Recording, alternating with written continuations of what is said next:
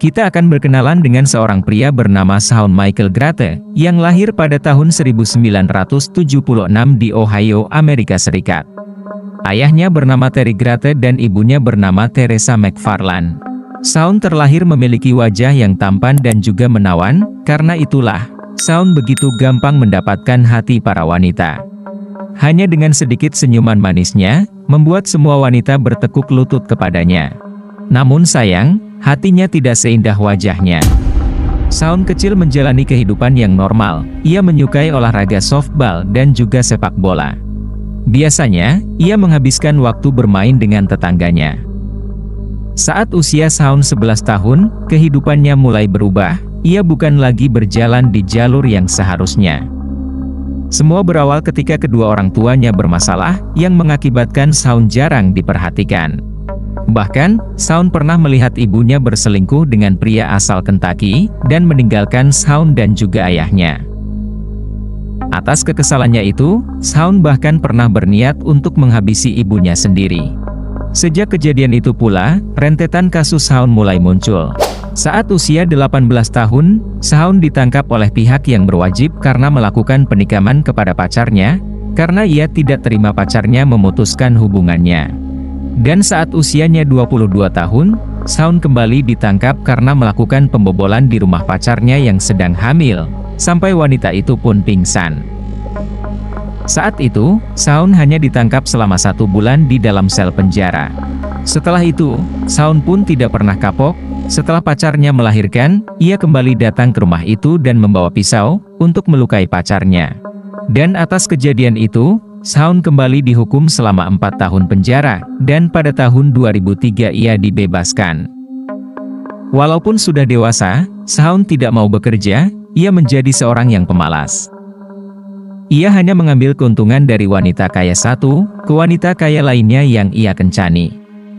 Christina Hildreth merupakan mantan Shawn yang pernah berkencan selama 5 tahun, terhitung dari tahun 2005 sampai 2010. Pertama kali bertemu, Shawn membuat kesan yang baik untuk Christina, namun setelah lama tinggal bersama, Shawn kembali menunjukkan sifat aslinya yang tidak terkendali. Bahkan, Shawn beberapa kali menikam Christina hingga mengalami patah tulang di lengannya. Shawn kemudian dilaporkan kembali kepada pihak berwajib dan dilakukan penangkapan di rumahnya. Ia dihukum selama 180 hari, dan Christina pun mengakhiri hubungannya dengan Shawn. Desember 2011, Shawn menikah dengan seorang wanita bernama Amber Bowman yang ia temui di gereja. Seperti wanita lainnya, Amber terpikat pesona Shawn, sampai akhirnya sifat asli Shawn mulai terbuka setelah ia hamil anak pertamanya. Amber yang mulai tidak tahan dengan perlakuan Shawn, akhirnya melajukan gugatan cerai. Shawn memiliki 3 orang anak, dari 3 orang wanita yang berbeda. Semua wanita itu terpikat oleh daya tipu Shawn. Namun akhirnya, perjalanan Shawn pun akan terhenti untuk selamanya. September 2016, pihak berwajib mendapatkan telepon dari seorang wanita yang bernama Jane Doe. Jane mengaku bahwa dirinya telah dibawa secara paksa oleh seorang pria. Dan ia menelpon secara sembunyi-sembunyi, ketika pria tersebut sedang tertidur. Pihak berwajib pun berhasil melacak lokasi Jane, dan mereka segera menuju ke lokasi tersebut.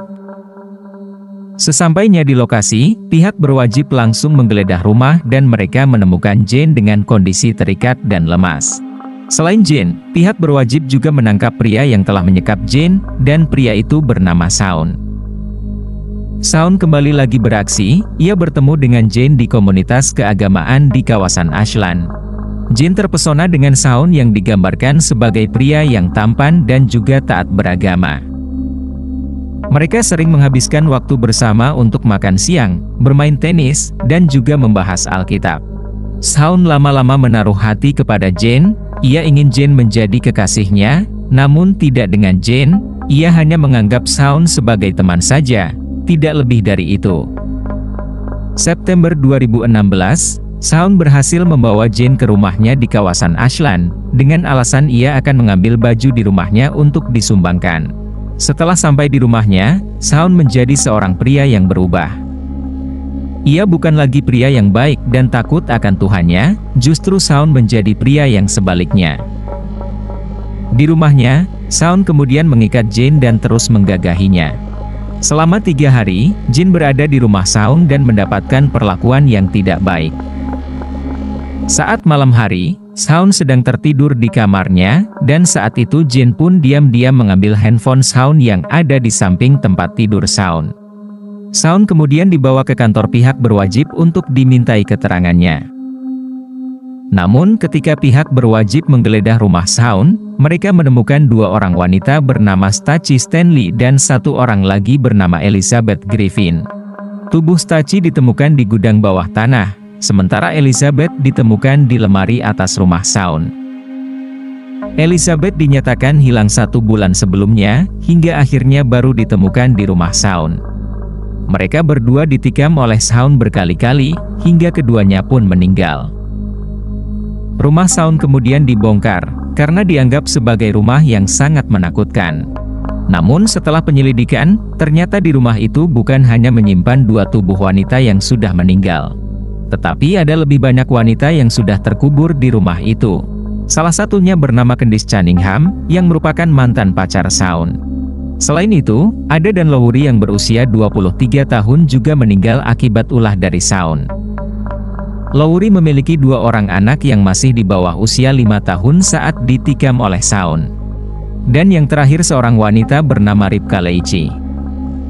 Ribka, awalnya diputuskan meninggal karena kelebihan obat, namun nyatanya, Shaun mengatakan bahwa ialah yang telah menghabisi Ribka di tempat kerjanya, dan kemudian mengambil uang Ribka $4.